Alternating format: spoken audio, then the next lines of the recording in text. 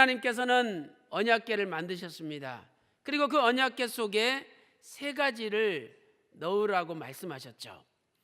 히브리서 9장 4절 말씀 보니까 만나를 담은 항아리, 두 번째 아론의 쌍난 지팡이, 그리고 세 번째 언약의 비석, 십계명을 기록한 두 돌판을 넣도록 하신 것입니다. 이 언약궤는 뚜껑이 있습니다. 언약궤 뚜껑. 그 뚜껑을 속죄소라고 부릅니다. 출애굽기 25장 17절 말씀 보니까 속죄소는 재료가 정금이죠. 재료는 정금이에요. 그리고 장 길이가 2규빗 반이고 광 폭이 1규빗 반이라고 성경은 말씀을 하고 있습니다. 이 속죄소 위에는 두 그룹이 있었습니다. 속죄소 이 끝에 한 그룹, 속죄소 저 끝에 한 그룹, 두 그룹이 있었죠. 출애굽기 25장 18절 말씀 보니까 금으로 그룹 둘을 속죄소 두 끝에 쳐서 만들라, 이렇게 명령하고 있습니다. 그룹은 어떤 존재입니까?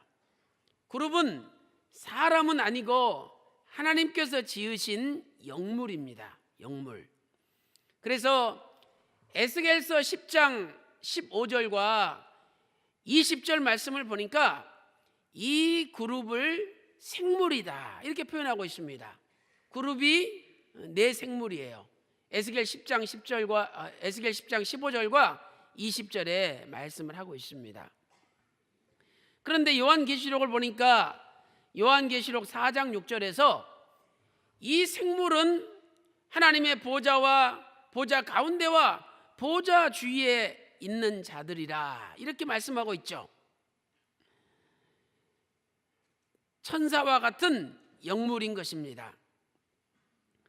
우리가 이 그룹의 어원적 의미를 볼 때, 이 그룹의 사명이 바로 우리 성도들이 가져야 될 사명과 같구나, 유사하구나 하는 것을 우리가 확인할 수가 있습니다. 그룹, 히브리어로는 케루브라고 합니다. 케루브, 그룹, 케루브. 이 단어는 셈족의 언어에 카로브라는 단어에서 유래되었죠. 카로브. 이 카로브는 두 가지 뜻이 있습니다. 하나는 뭐냐? 하나님을 가까이 하는 자, 가까이 하는 자라는 뜻이에요. 두 번째는 하나님을 섬기는 자, 섬기는 자라는 뜻이죠. 오늘 우리는 이 어원을 통해서 그룹이 하나님께 가까이 나아가고 하나님을 섬겼다면 오늘 우리도 하나님을 가까이 하고 하나님을 섬기는 사명이 있구나 하는 것을 알 수가 있습니다. 그렇다면 두 그룹은 어떤 사명을 가지고 있었습니까? 첫 번째로 두 그룹은 날개로 속죄소를 덮어야 합니다. 이 그룹이 날개가 있어요. 근데 두 그룹이 날개를 높이 펴서 속죄소를 덮었던 것이죠. 출애굽기 25장 20절 말씀 보세요. 그룹들은 그 날개를 높이 펴서 그 날개로 속죄소를 덮으며, 이렇게 말씀하고 있습니다. 출애굽기 37장 9절에도 같은 말씀이 기록되어 있습니다. 여기 덮는다는 것은 무슨 뜻입니까? 이 단어는 히브리어로 사카크라는 단어입니다.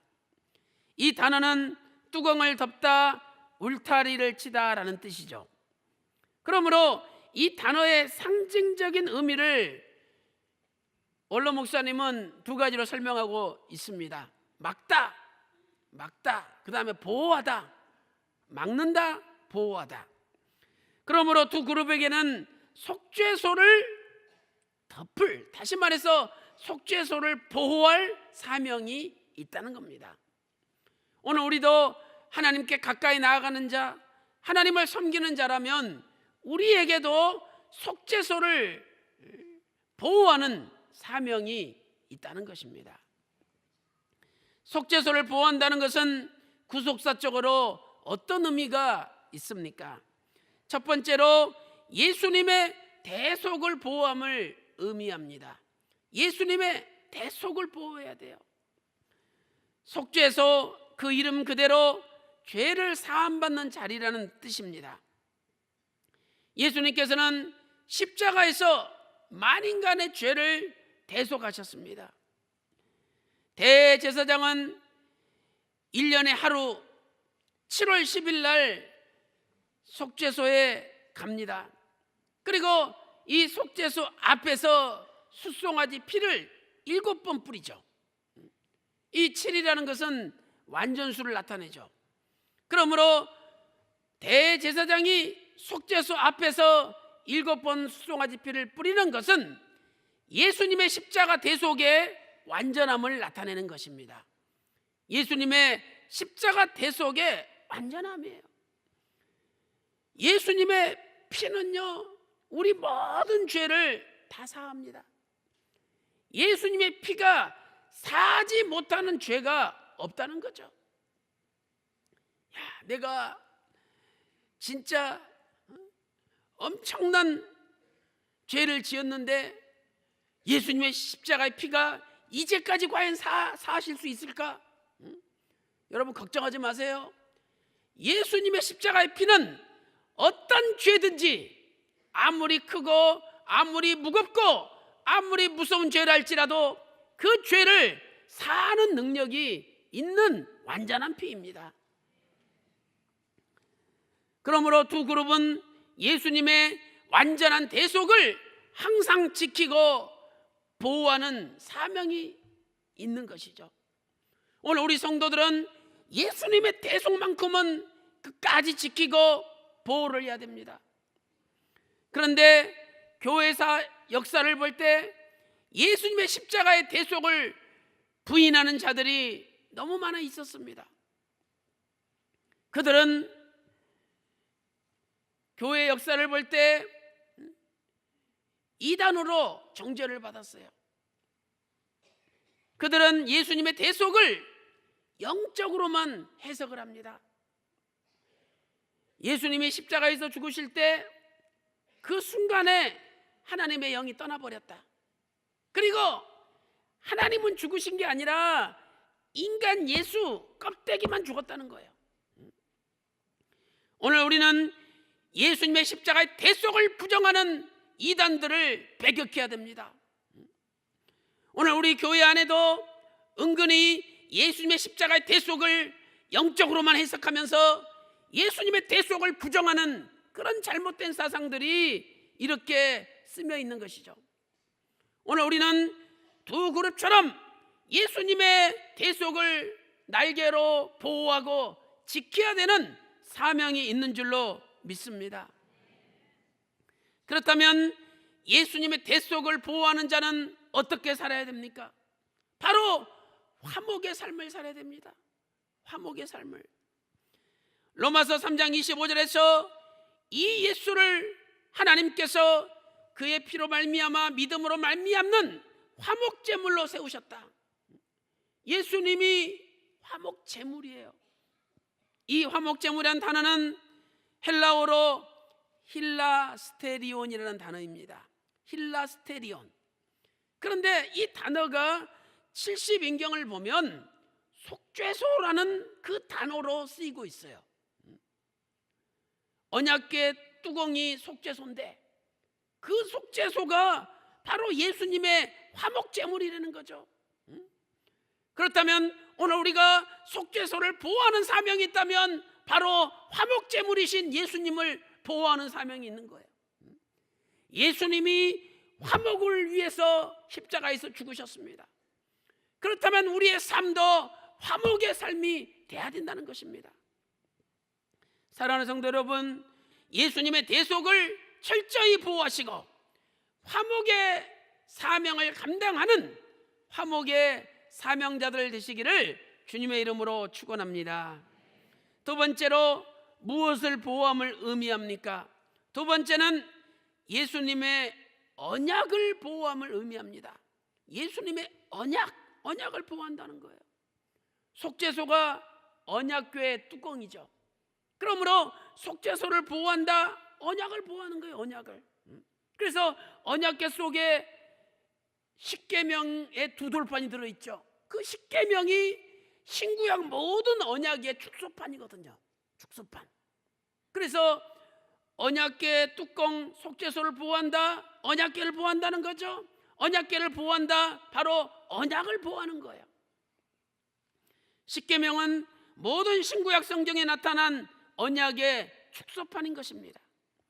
신명기 4장 13절 말씀을 보세요. 여호와께서 그 언약을 너희에게 반포하시고 지키라 명하셨나니 곧 십계명이며, 십계명이 언약이라는 거예요. 두 돌판에 친히 쓰신 것이라, 이렇게 말씀하고 있습니다. 두 그룹의 날개가 속죄소를 덮는다는 것은 곧 언약을 지키고 언약을 보호하는 것을 의미하는 것입니다. 하나님께서는 언약을 지키는 자에게는 세 가지를 약속하셨습니다. 우리가 하나님 말씀을 잘 듣고 언약을 지켜보세요. 히브리어로 샤마르, 지키다. 그런데 이 단어에는 보호하다는 뜻이 동시에 있지 않습니까? 우리가 언약을 지킨다, 언약을 보호한다는 거예요. 출애굽기 19장 5절 6절 말씀을 보세요. 너희가 내 말을 잘 듣고 내 언약을 잘 지키면 너희는 첫째로 열국 중에 내 소유가 되겠고, 하나님의 소유가 된대요. 이 소유란 말은 깊이 감춰놓은 보물을 이야기하지 않습니까? 깊이 감춰놓은 하나님의 보물이 된다는 거죠. 두 번째는 제사장 나라가 되며, 세 번째는 열국 중에 거룩한 백성이 된다, 거룩한 백성이 된다라고 약속하셨습니다.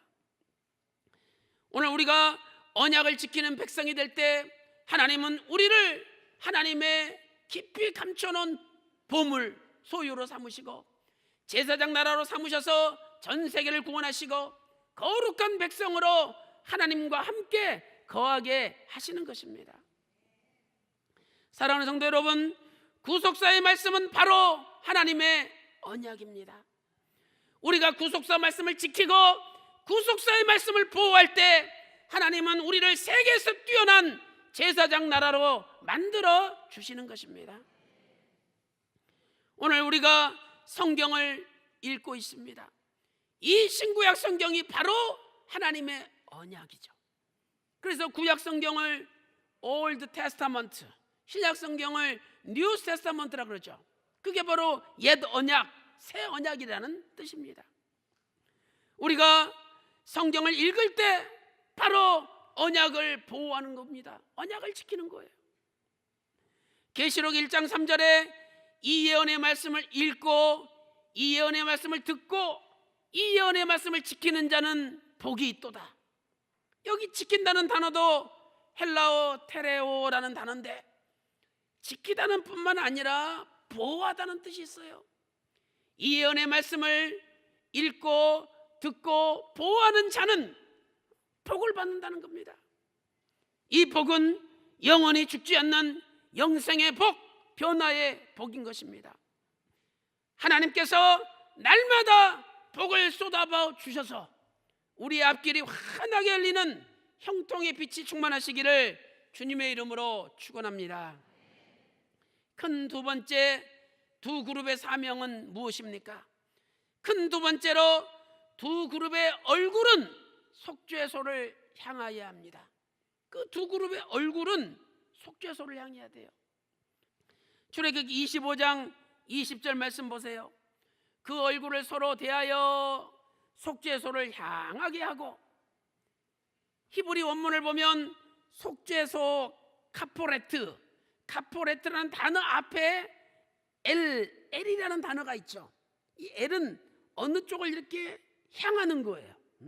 그러니까 두 그룹이 오직 속죄소를 향해서 얼굴을 쳐다보고 있는 거죠. 이같이 두 그룹은 서로 마주보면서 동시에 그들의 얼굴이 전적으로 속죄소를 향하여야 된다는 뜻입니다. 그렇다면 두 그룹의 얼굴이 속죄소를 향한다는 것은 구속사적으로 무엇을 가리킵니까? 첫째로 하나님의 은혜를 갈망한다는 뜻입니다. 하나님의 은혜를 갈망해요. 오늘 저와 여러분은 무엇을 갈망하고 있습니까? 그저 돈을 갈망하고 육신의 쾌락을 갈망하고 그리고 세상에 노는 것을 갈망하고 있지는 않습니까? 정말 나의 온 영과 혼과 마음이 아버지 그 은혜를, 그 하나님의 은혜를 갈망하고 있습니까? 속죄소의 다른 이름은 시은좌입니다. 시은좌, 은혜를 베푸는 자리라는 뜻입니다. 그러므로 속죄소가 은혜를 베푸는 자리예요. 속죄소를 바라본다는 것은 은혜를 갈망하는 것입니다. 속죄는 하나님의 은혜가 아니면 이루어질 수가 없는 것입니다. 히브리서 4장 16절에 때를 따라 돕는 은혜를 얻기 위하여, 때를 따라 돕는 은혜를 얻기 위하여 은혜의 보좌 앞에 담대히 나아갈지니라. 이 은혜의 보좌가 바로 시은자, 속죄소가 되는 것입니다. 성도는 은혜가 아니면 살 수가 없습니다. 모든 것이 아버지의 은혜인 것입니다. 우리는 각 때마다 그것을 도와주시는 은혜를 받아야 됩니다. 하나님이요, 우리보다 우리 사정을 더 잘 아셔요. 그래서 내가 뭐가 필요한지를 하나님이 아시고 필요한 때에 적절한 은혜를 주신다는 거예요. 그런데 그 은혜는 은혜의 보좌 앞에 담대히 나가는 자에게 주어진다는 겁니다. 그래서 우리는 필요한 때에 적절한 은혜를 받기 위하여 은혜의 보좌 앞에 담대히 나가야 되는 거죠. 오늘 평강제일교회 이 모리아 성전이 필요한 때에 적절하게 도와주시는 은혜의 보좌인 줄로 믿습니다. 두 번째로 하나님의 임재를 사모해야 한다는 뜻입니다. 하나님의 임재를 사모한다는 뜻이죠. 속죄소 위 두 그룹 사이에 하나님이 임재하셨어요. 그래서 속죄소를 바라본다는 것은 하나님의 임재를 사모하는 겁니다. 하나님의 임재, 하나님이 나타나셔서 그 자리에 계시는 거죠. 여러분, 하나님의 임재하시면 끝이에요. 오늘 이 자리에 예배 드리러 와서 하나님의 임재를 체험하기만 하면 여러분 가정에 있는 모든 문제, 육신의 질병, 직장 사업의 모든 문제가 다 해결되고 끝날 줄로 믿습니다. 하나님이 임재하시면 끝이에요.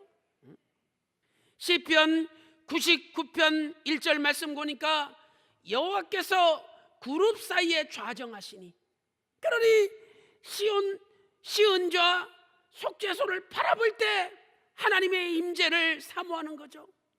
하나님의 임재를 사모하는 거예요. 우리가 사모하기만 하면 하나님이 반드시 채워주십니다. 시편 107편 9절 말씀 보니까 저가 사모하는 영혼을 만족케 하신다라고 말씀하고 있습니다. 오늘 우리 가정과 직장과 사업에 어떤 문제가 있다 할지라도 하나님이 임재하시기만 하면 다 해결될 줄로 믿습니다. 하나님이 임재하시면 어떻게 됩니까? 첫 번째로 빛이 비치고 어둠이 물러갑니다. 하나님이 빛인데 하나님이 임재하시면 빛이 환하게 비춰지고 어둠이 다 물러가는 거죠. 시편 80편 1절에 놀라운 말씀이 기록되어 있습니다. 그룹 사이에 좌정하신 하나님이여 빛을 비추소서. 그룹 사이에 임재하신 하나님이 빛을 환하게 비치신대요. 그러면 아무리 깜깜한 어둠이 있다 할지라도 그 어둠이 순간 물러갈 줄로 믿습니다. 예수님께서 요한복음 8장 12절에 나는 세상의 빛이라 나를 따르는 자는 어둠에 다니지 않는다라고 말씀하셨습니다. 고린도후서 4장 6절 말씀 보니까 어두운 데서 빛이 빛이라 하시던 하나님이라고 선포하고 있습니다. 오늘 이 하나님이 역사하시면 순간 어둠이 물러가고 빛으로 환해질 줄로 믿습니다. 두 번째로 권능의 손이 역사합니다. 하나님이 임재하시면 권능의 손이 역사해요. 에스겔서 3장 22절 보세요. 여호와께서 권능으로 거기 임하시고, 하나님이 임재하실 때는 그냥 오시는 게 아니라 권능을 가지고 오신다는 거예요. 권능으로 거기에 임하시고, 에스겔 3장 22절과 에스겔 37장 1절에 기록되어 있습니다. 이 권능은 히브리어로 야드, 손이라는 뜻입니다. 우리가 손으로 모든 일을 다 하잖아요. 손으로 글씨도 쓰고 물건도 옮기고 악수도 하고 또 손으로 뭐 위에 것도 내리고 밀기도 하고 땡기기도 하고 열기도 하고 손으로 모든 일을 다 처리해요. 제일 바쁜 게 손이에요. 그런데 하나님이 임재하시면 권능의 손이 역사해요. 그리고 권능의 손이 역사하면 모든 일이 다 처리가 된다는 겁니다.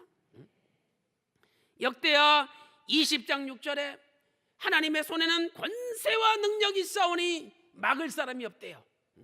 하나님의 손에 권세와 능력이 있는데 막을 사람이 없다고 역대하 20장 6절에서 말씀하고 있습니다. 또 역대상 29장 12절 말씀 보니까 하나님의 손에 권세와 능력이 있는데 모든 자를 크게 하심과 강하게 하심이 하나님 손에 달렸다는 거예요. 내가 아무리 머리 써도 소용없습니다. 하나님 손에 있는 거예요. 강하게 하고 크게 하는 것도 하나님 손에 있는 거지 내가 아무리 머리 써서 될라 그래도 안 된다는 겁니다. 그래서 오늘 우리는 하나님의 손을 의지하고 하나님의 손을 붙잡아야 됩니다. 문둥병은요 고칠 약이 없어요. 그 어떤 의사도 문둥병 못 고칩니다. 그런데 예수님께서 문둥병자에게 손을 대시며 내가 내게 말하노니 깨끗함을 받을지어다. 예수님 말씀하셨어요. 깨끗함을 받을지어다. 그런데 즉시로 문둥병이 깨끗이 나았습니다. 오늘 의사가 아무리 고치지 못한다 할지라도 예수님께서 권능의 손을 대시고 내가 내게 말하노니 깨끗함을 받을지어다 이렇게 말씀하시고 손을 대시는 순간에 온몸의 질병이 완전히 사함받고 나을 줄로 믿습니다. 결론적으로 두 그룹 사이에서는 하나님의 말씀이 선포되어야 합니다. 두 그룹 사이에 하나님 말씀이 선포되어야 합니다. 민수기 7장 89절 말씀 보니까 두 그룹 사이에서 말씀하시는 하나님이다 이렇게 기록하고 있죠. 또한 출애굽기 25장 22절 말씀 보니까 두 그룹 사이에서 내가 모세 너한테 이스라엘 백성들에게 전할 하나님 말씀을 선포하겠다 그랬어요. 두 그룹 사이에서 하나님의 말씀이 선포됐습니다. 그런데 참으로 놀라운 사실은 이 그룹들이 날개를 쫙 이렇게 움직이는데 그 날개 소리가 전능하신 하나님의 말씀의 소리였다는 거예요. 분명히 그룹 사이에서는 하나님이 직접 말씀하시는데 두 그룹의 날개 소리도 하나님의 말씀의 소리로 들렸다고 에스겔 10장 5절에 말씀하고 있습니다. 그렇다면 이 말씀은 우리에게 무엇을 가르쳐 줍니까? 첫 번째로 하나님의 말씀은 큰 소리라는 뜻입니다. 하나님 말씀은 큰 소리예요. 우리가요 이 세상에서 아무리 빼락빼락 소리 지르고 큰 소리 쳐봤자 그건 큰 소리가 아니에요. 하나님 말씀만이 큰 소리라는 겁니다. 그러니 분명히 속죄소 위에서 그룹들이 소리를 치는데 저 바깥들에 그 소리가 들렸다는 거죠. 얼마나 크면 바깥들 같이 그 소리가 들리는 거예요. 하나님의 말씀은 우주적으로 울려 퍼지는 큰 소리입니다. 한문으로는 큰 대자, 소리성자, 대성입니다. 대성. 바로 이 대성의 소리가 우주적으로 선포되는 하나님 말씀의 소리예요. 계시록 10장 3절 말씀 보니까 하늘에서 내려오는 힘센 다른 천사가 표놓인 작은 책을 들고 사자에 부르짖는 것 같이 큰 소리로 외칠 때에 7의뢰가 그 소리를 발했다라고 계시록 10장 3절에서 말씀하고 있습니다. 오늘 우리 평강 제1교회 예수 그리스도의 피 묻은 십자가의 복음의 이 제단에서 선포되는 구속사의 말씀, 바로 이 구속사의 말씀이 대성의 말씀인 줄로 믿습니다. 이제 이 말씀이 전 우주까지 퍼져나갈 줄로 믿습니다. 두 번째는 무슨 뜻입니까? 두 번째는 두 그룹이 하나님의 말씀의 소리를 내고 있다는 사실입니다. 두 그룹이 하나님의 말씀의 소리를 내고 있어요. 분명히 아까 민수기 7장 89절이나 출애굽기 25장 22절에 두 그룹 사이에서 하나님께서 말씀하셨죠. 그런데 에스겔 10장 5절 말씀 보니까 그룹들의 날개 소리가 하나님의 말씀의 소리였다는 거죠. 이것은 하나님 말씀을 듣는 자는 하나님의 말씀의 소리를 내야 한다는 뜻입니다. 하나님 말씀을 들었다면 하나님의 말씀의 소리를 내야 된다는 거죠. 구속사의 말씀을 들었다면 구속사 말씀의 소리를 내야 된다는 겁니다. 예수님의 십자가의 복음을 들었다면 십자가 복음의 소리를 내야 된다는 것입니다. 그렇다면 오늘 저와 여러분은 날마다 구속사의 말씀을 들으면서 우리의 삶 가운데 구속사 말씀의 소리를 내고 있습니까? 우리 입에서 하나님의 말씀의 소리가 나오고 있습니까? 과연 우리는 날개짓을 할 때마다 무슨 소리를 내고 있습니까? 잘 생각해 보세요. 교회에서는 사람의 소리는 나지 않고 하나님의 말씀의 소리만 나야 됩니다. 그룹들 보세요. 그냥 그 날개치는데 하나님 말씀의 소리가 얼마나 큰지 자 바깥들까지 울려 퍼졌습니다. 오늘 우리가 이 그룹들의 사명을 감당하기만 하면 평강 제1교에서 선포되는 이 말씀의 소리가 저 아프리카까지, 저 유럽까지, 저 남미까지 퍼져나갈 줄로 믿습니다.